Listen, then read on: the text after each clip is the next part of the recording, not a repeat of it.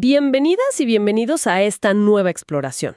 Hoy vamos a meternos de lleno en los principios de la terapia antimicrobiana, basándonos en un texto médico fundamental. La idea es entender bien cómo funcionan estos medicamentos tan importantes, desde la prevención hasta el tratamiento y, claro, abordar ese tema tan crucial que es la resistencia. Exacto. Hablamos de fármacos que actúan contra bacterias, virus, hongos, parásitos, en fin. Aunque a veces decimos antibióticos para todo, técnicamente ese término es más para los antibacterianos. Se clasifican, por el tipo de microbio, por cómo actúan bioquímicamente o por su estructura química, ¿no?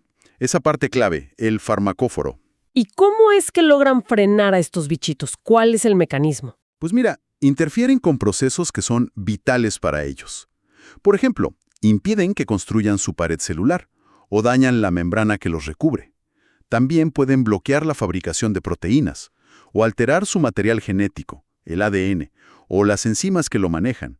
En virus, bloquean pasos clave como la replicación, la entrada a la célula, y en parásitos, atacan sus rutas metabólicas específicas, como la del folato, o sus sistemas de detoxificación.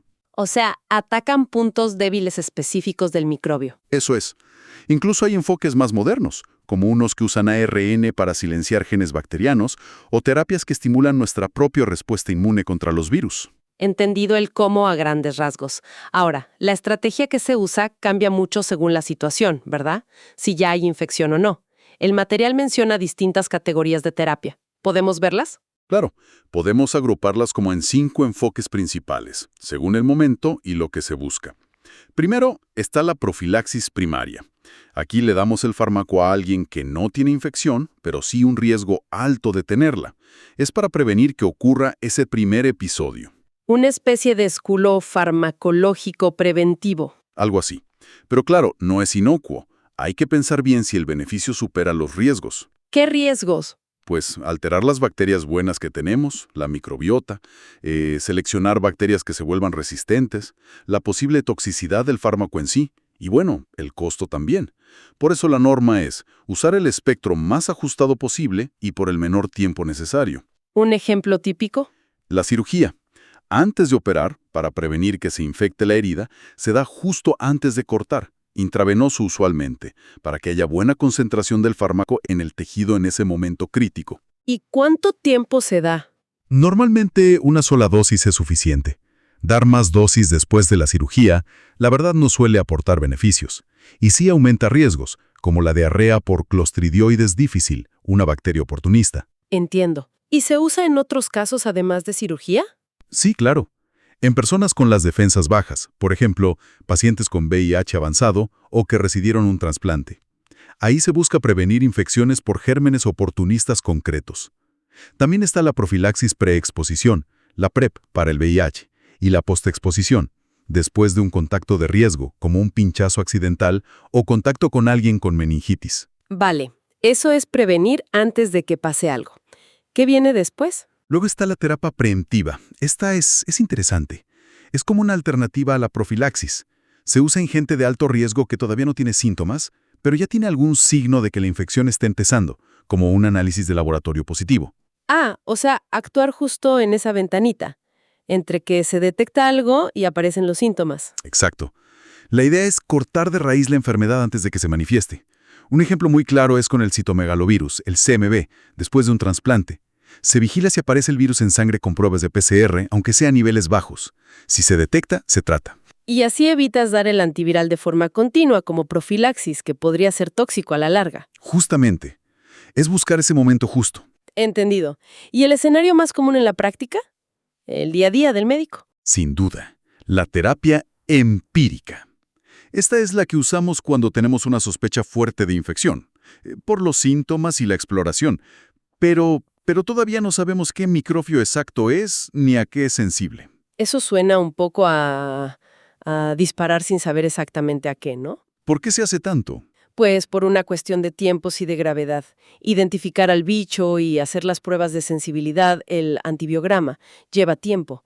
Mínimo 24, 48 horas, a veces más. ¿Y en una infección grave? Exacto. En una infección grave, esperar tanto puede ser fatal. Entonces, se empieza un tratamiento basado en la sospecha más probable. ¿Qué tipo de infección parece? ¿Qué factores tiene el paciente? ¿Qué resistencias son comunes en esa zona? Pero, ¿se toman muestras antes de empezar? Fundamental. Siempre que sea posible, hay que sacar las muestras para cultivo, sangre, orina, lo que sea, antes de dar la primera dosis del antibiótico. Así, si luego crece algo, podemos ajustar el tratamiento. ¿Y siempre se llega a saber qué era al final? Pues no siempre, la verdad. A veces las pruebas rápidas ayudan un poco al principio, como ver bacterias al microscopio con una tinción de Gram. Pero muchas veces el paciente mejora con esa terapia empírica y completa el tratamiento sin que nunca lleguemos a aislar al microorganismo responsable. Es una realidad de la clínica. Vale. Entonces, ¿cuándo sí sabemos a qué nos enfrentamos? Ahí entra la terapia definitiva. Esto es cuando ya tenemos el resultado del laboratorio. Sabemos qué microbio es y a qué antibióticos es sensible y a cuál es resistente. Con esa información, elegimos el tratamiento óptimo. ¿Óptimo significa solo el más potente contra ese microbio? No solo eso. Óptimo significa buscar el mejor equilibrio.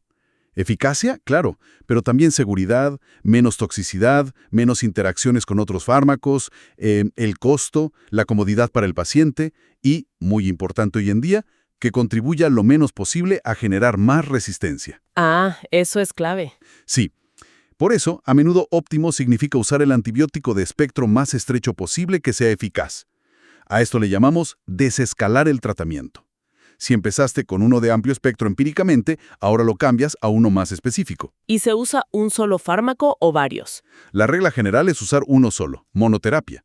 Pero hay excepciones importantes donde combinar varios antibióticos es mejor. ¿Cómo cuáles? Pues para prevenir que aparezca resistencia durante el tratamiento, como se hace en VIH o tuberculosis activa. O para atacar más rápido y fuerte en infecciones muy graves, como algunas endocarditis. O a veces para poder usar dosis más bajas de un fármaco que puede ser tóxico, combinándolo con otro. Entendido.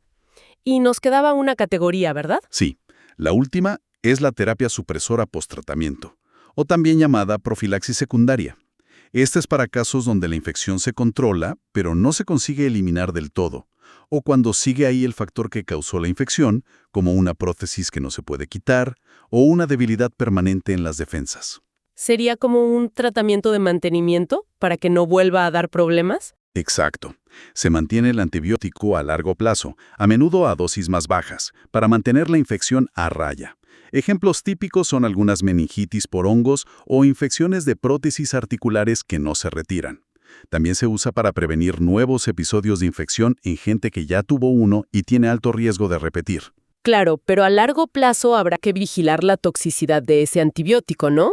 Por supuesto, requiere seguimiento regular. Muy claras las estrategias.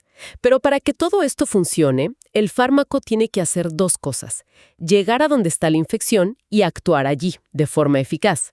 Aquí es donde entra la famosa PK/PD, ¿no? Farmacocinética y farmacodinamia. Fundamental. No basta con que un antibiótico mate al microbio en el laboratorio. Tiene que llegar bien al sitio donde está la infección en el cuerpo.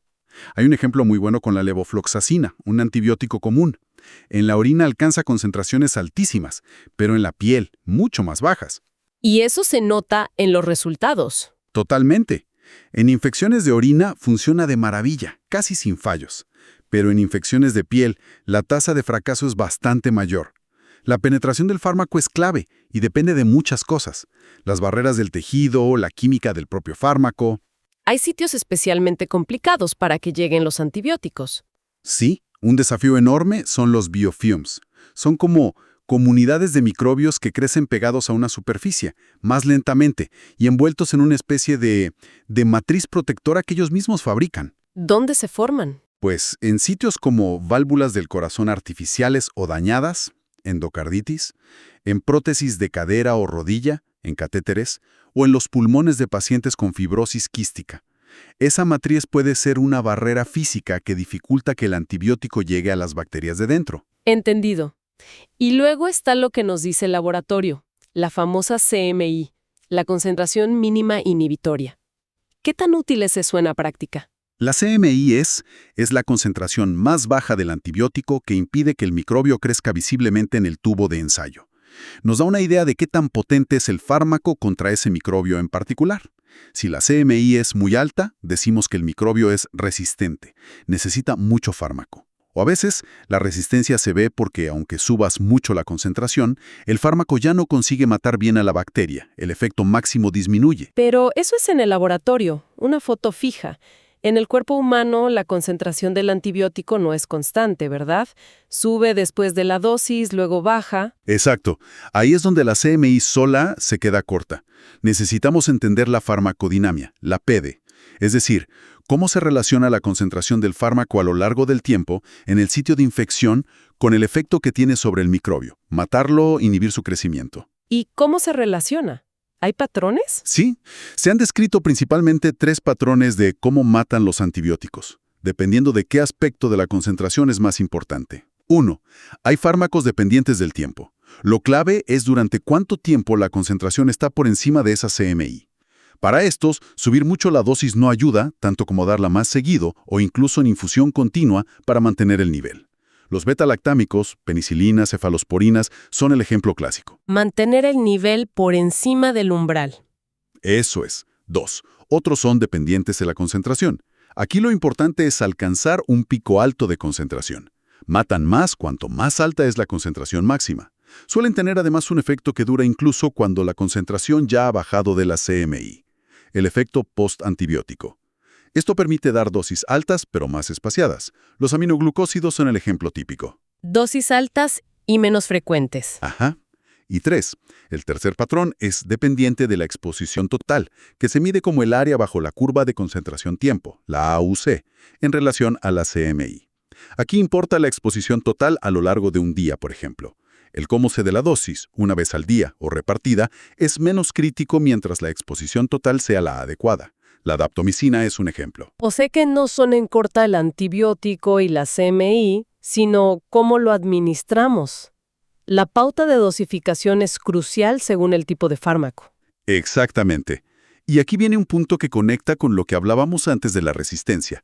A menudo, la concentración de antibiótico que necesitamos para prevenir que surjan mutantes resistentes dentro de la población bacteriana es más alta que la que necesitamos solo para matar a la mayoría de las bacterias que eran sensibles al principio. Ojo, eso es muy importante. Quiere decir que a veces, con las dosis que usamos para tratar la infección, no estamos previniendo bien la aparición de resistencia. Es un dilema complicado. Idealmente, nos gustaría alcanzar siempre esas concentraciones que suprimen la resistencia.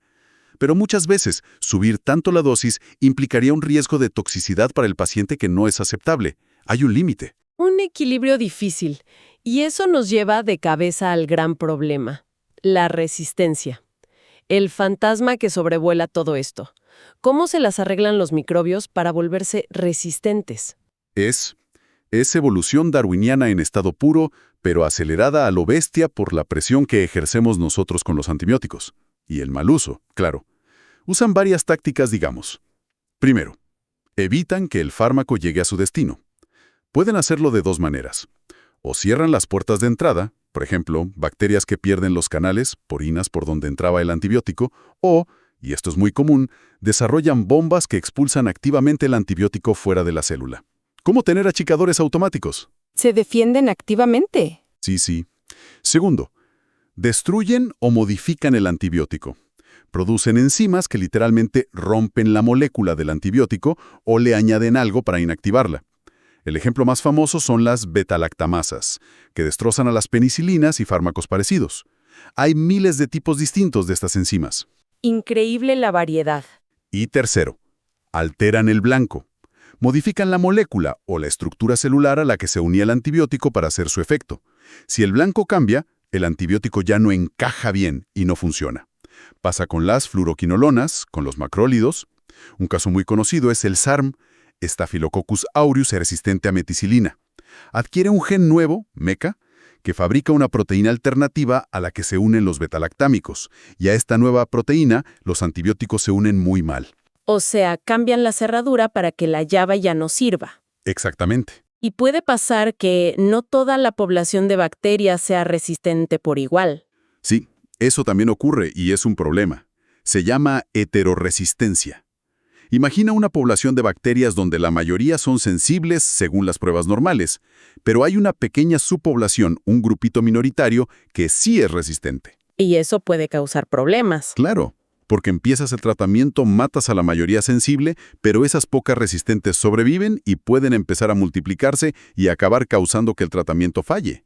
Es como si la resistencia estuviera escondida. Complicado de detectar, imagino. Sí, y algo parecido pasa con los virus que mutan mucho, como el VIH. Siempre hay un montón de variantes virales circulando en un paciente, lo que se llama cuasi-especies.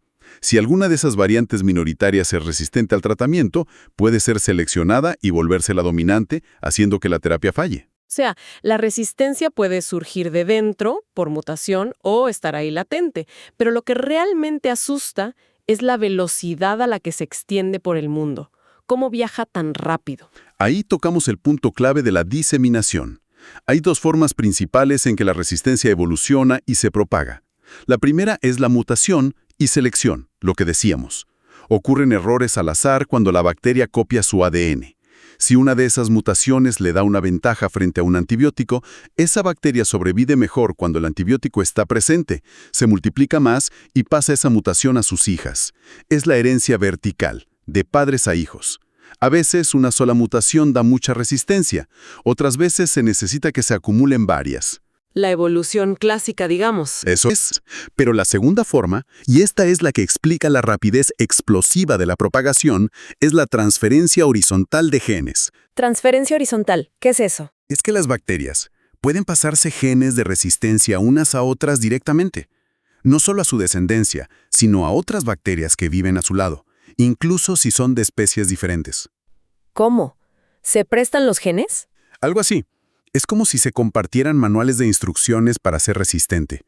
Usan diferentes mecanismos, a través de virus que las infectan y llevan genes de una a otra, transducción, captando trozos de ADN que andan sueltos por el ambiente, transformación, o mediante un contacto directo, como un puente entre ellas, por donde se pasan fragmentos de ADN llamados plásmidos, conjugación.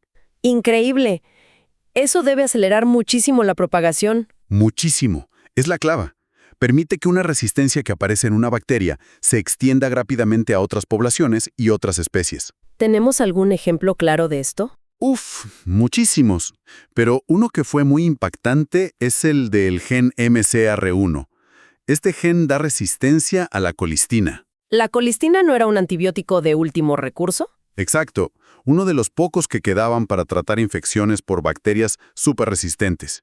Bueno, pues este gen MCR1 se encontró primero en bacterias en cerdos en China, donde se usaba colistina en la ganadería. En animales. Sí, poco después apareció en la carne de esos cerdos, y luego en pacientes humanos en hospitales en China. Lo tremendo es que este gen está en un plásmido, un trozo de ADN móvil que se pasa muy fácilmente de una bacteria a otra por conjugación. ¿Y se quedó en China? ¿Qué va? En cuestión de meses, ese mismo gen MCR1 se detectó en bacterias aisladas de personas y animales en todo el mundo. América, Europa, Asia, África. Demuestra cómo una resistencia que surge, quizás por una práctica local, como el uso en ganadería, puede globalizarse a una velocidad de vértigo gracias a estos mecanismos de transferencia horizontal. Impresionante. Y bastante preocupante, la verdad. Entonces, si intentamos resumir un poco todo esto que hemos explorado, queda clarísimo que manejar los antimicrobianos es algo complejo, ¿no? Hay que elegir bien la estrategia, si es profilaxis, si es empírico, si ya es definitivo, entender bien cómo se mueve el fármaco por el cuerpo y cómo actúa en el sitio de la infección, la PKPD, y saber interpretar qué nos dicen y qué no las pruebas del laboratorio como la CMI. Exacto. Y siempre tener ahí presente el desafío de la resistencia, que no es algo fijo, es un proceso evolutivo que está ocurriendo constantemente y que nosotros mismos impulsamos con el uso de los antibióticos. Los microbios tienen mecanismos súper ingeniosos para adaptarse, y esa capacidad de pasarse genes unos a otros, la transferencia horizontal, hace que todo vaya mucho más rápido. Entonces, ¿con qué nos quedamos?